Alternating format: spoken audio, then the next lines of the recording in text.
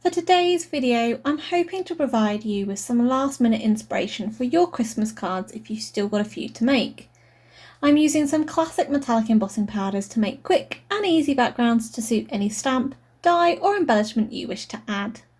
There's still time to make Christmas cards to hand out, and I hope this video gets you back in your craft area with your festive stamps and dies. I'm Verity and welcome back to my channel. If you're new here, why not think about subscribing so you don't miss out on my next video. To start off, I've positioned a piece of white card onto my grid mat, aligning the top of the card with lines on my mat. Next, I'm using a nice cheap tool we have, paper, just to mask off a line on the card. Now to keep the paper in place, I'm just using some washi tape to adhere it down once I've used the lines on my grid mat, just to make sure it's straight.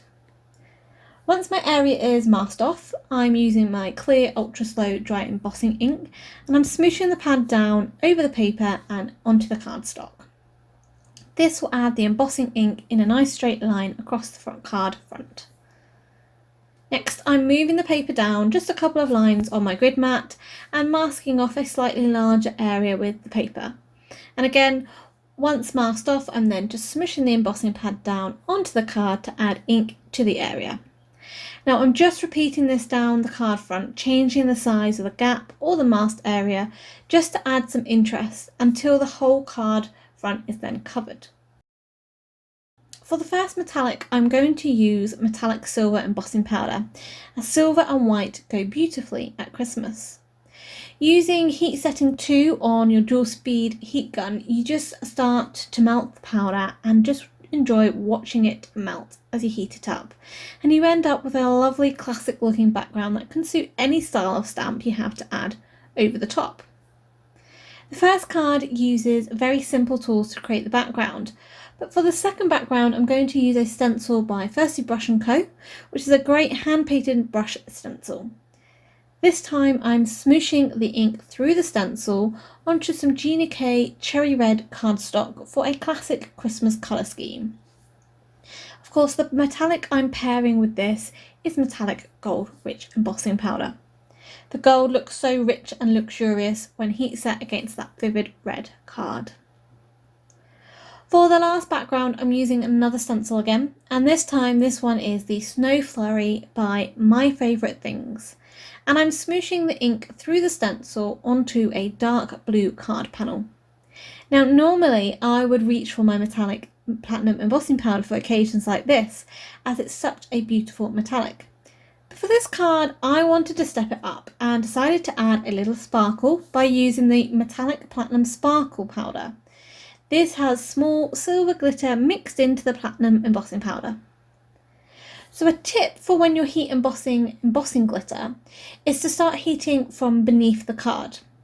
This will allow the embossing powder to start to melt and trap the glitter within it. If you heat from above, you run the risk of the glitter blowing off before you heat set it into the powder. So as you can see, this sparkle just steps that background up a notch as it catches the light. To turn these backgrounds into cards, I'm first of all stamping the Poinsettia from Altenew's Modern Poinsettia and heat setting this in metallic gold rich powder.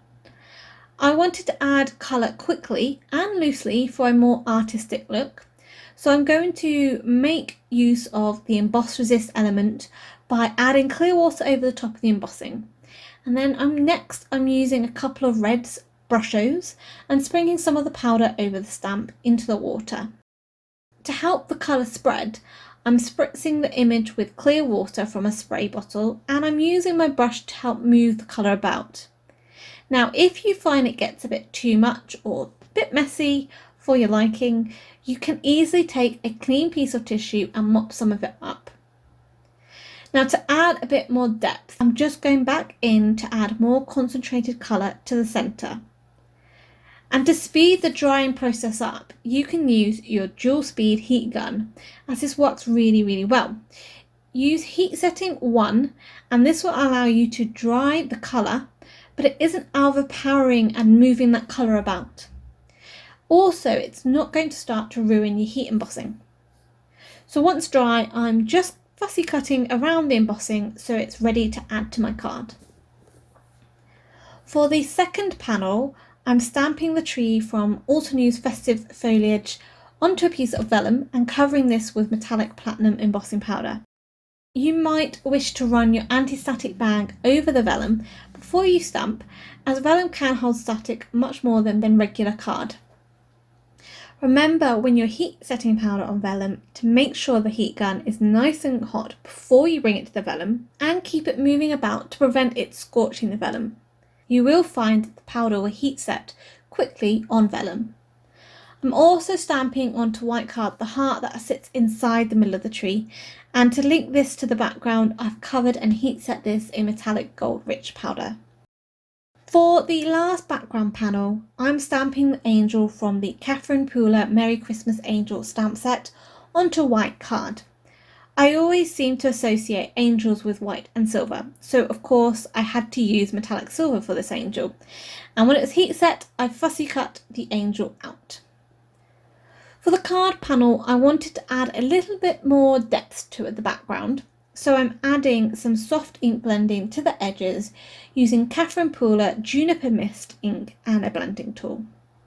So all the stamp elements were foam mounted onto the card panels, and simple sentiments were stamped in black Versafine ink on 2 strips of white card. I added a few jewels from Lucy's cards, adhering these with Gina K Connect glue and a pick me up tool for a little more interest and shine around the poinsettia. For the Christmas tree card, I've just added a select few Nouveau drops in Morning Dew. I didn't add any other embellishments to the angel card because it's got that sparkle in the background. I didn't want to detract from it. If you've still got a few more Christmas cards left to make, then why not try out these simple backgrounds using a selection of classic metallics. But if you're done for Christmas, why not try using these backgrounds for other occasions, as they can suit any stamp or die. This was produced as part of my design teamwork for WOW embossing powders, and links are listed below. For a 10% discount at their shop, just enter the code you see on screen. If you're not a subscriber already, why not click the button below along with that bell icon to be notified when my next video is up. You can also check out this other video for some more inspiration. Until next time, happy crafting!